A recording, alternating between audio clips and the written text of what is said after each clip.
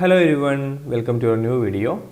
30/2024 എന്ന് പറഞ്ഞ കാറ്റഗറി നമ്പറിൽ വരുന്ന ഇൻഡസ്ട്രീസ് എക്സ്റ്റൻഷൻ ഓഫീസർ അതിൻ്റെ പരീക്ഷ നടക്കാൻ വേണ്ടി പോകുന്നത് 2025 ഫെബ്രുവരി 18 ചൊവ്വാഴ്ചയാണ്. ടൈമിംഗ് നിങ്ങൾക്കറിയാം അല്ലേ? രാവിലെ 7:15 മുതൽ 9:15 വരെയുള്ള മോർണിംഗ് ഷിഫ്റ്റിലാണ് ഈ ഒരു പരീക്ഷ നടക്കാൻ വേണ്ടി പോകുന്നത്. ഈ ഒരു പരീക്ഷയുടെ ഹോൾ ടിക്കറ്റ് നിങ്ങൾക്ക് ഡൗൺലോഡ് ചെയ്യാൻ സാധിക്കും. നിങ്ങളുടെ കേരള PSC പ്രൊഫൈലിൽ കയറിയിട്ട് ഹോൾ ടിക്കറ്റ്, അഡ്മിഷൻ ടിക്കറ്റ് എന്നുള്ള സെക്ഷനിൽ നിങ്ങൾക്കത് ഡൗൺലോഡ് ചെയ്യാൻ വേണ്ടി സാധിക്കും കേട്ടോ. അതിൻ്റെ കൂടുതൽ ഡീറ്റെയിൽസ് നോക്കാം.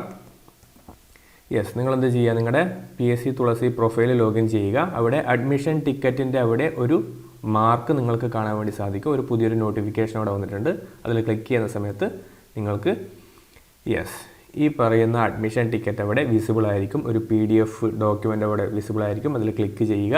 ക്ലിക്ക് ചെയ്യുന്ന സമയത്ത് നിങ്ങൾക്കത് ഡൗൺലോഡ് ഓപ്ഷൻ ഉണ്ടാവും. ഡൗൺലോഡ് ചെയ്ത് പ്രിൻ്റ് ചെയ്ത് സൂക്ഷിക്കുക കേട്ടോ.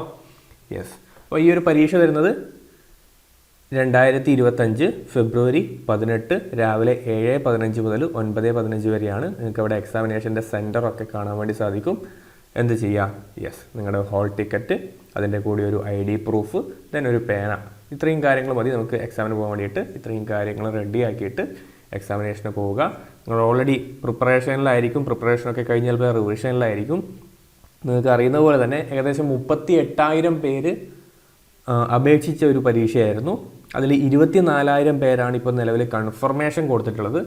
ഇത്രയും ആൾക്കാരൊന്നും പോയി പരീക്ഷ എഴുതില്ല. ഇതിൻ്റെ തന്നെ ഒരു 60 to 70% ആൾക്കാർ മാത്രമേ പോയി പരീക്ഷ എഴുതാൻ സാധ്യതയുള്ളൂ. അങ്ങനെ വരികയാണെങ്കിൽ തന്നെ ഏകദേശം ഒരു 15,000 ആ ഒരു നമ്പർ മാത്രമേ ഉണ്ടാവാൻ സാധ്യതയുള്ളൂ. ഒരു 15,000-നും 18,000-നും ഒക്കെ ഇടയിലായിരിക്കും ആൾക്കാർ പോയിട്ട് പരീക്ഷ എഴുതുന്നുണ്ടാവുക.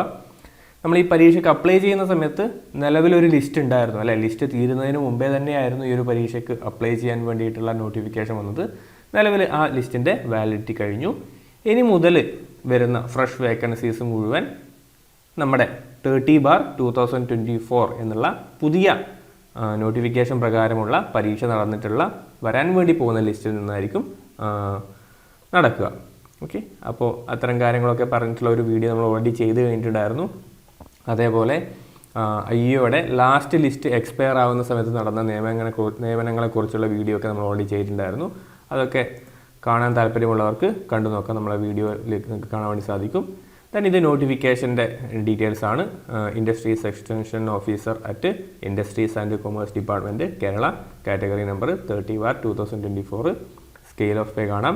ദെൻ ആൻറ്റിസിപ്പേറ്റഡ് വേക്കൻസി എന്നുകൊണ്ട് ഉദ്ദേശിക്കുന്നത് അതായത് പ്രതീക്ഷിത ഒഴിവുകൾ, അതാണ് കേട്ടോ ആൻറ്റിസിപ്പേറ്റഡ് വേക്കൻസി പറയുന്നത്. അതായത് നിലവിൽ ആ ഒരു പോസ്റ്റിൽ വേക്കൻസികൾ എത്രയാണെന്ന് കൃത്യമായിട്ട് രേഖപ്പെടുത്തിയിട്ടില്ല, അല്ലെങ്കിൽ റിപ്പോർട്ട് ചെയ്യപ്പെട്ടിട്ടില്ല.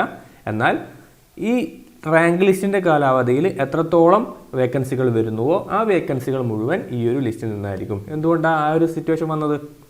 ഈ പറയുന്ന നോട്ടിഫിക്കേഷൻ വന്നത് നിലവിലെ ലിസ്റ്റ് കാലാവധി തീരും മുമ്പെയാണ്. അപ്പോൾ നമുക്കവിടെ കൃത്യമായിട്ട് വേക്കൻസികൾ പറയാൻ വേണ്ടി സാധിക്കുമോ? ഇല്ല. അപ്പോൾ ഇതൊക്കെ ഉദ്യോഗാർത്ഥികളുടെ സംശയങ്ങളായിരുന്നു കേട്ടോ. അതുകൊണ്ട് ഞാൻ ജസ്റ്റ് ഒന്ന് ക്ലിയർ ചെയ്തേ ഉള്ളൂ. അപ്പം കൃത്യമായിട്ട് ഡൗൺലോഡ് ചെയ്ത് പ്രിൻ്റ് ചെയ്ത് സൂക്ഷിച്ച് വെക്കുക. എക്സാമിനേഷൻ രാവിലെയാണ്, ഓർക്കുക. കൃത്യമായിട്ട് പോയി പരീക്ഷ എഴുതുക.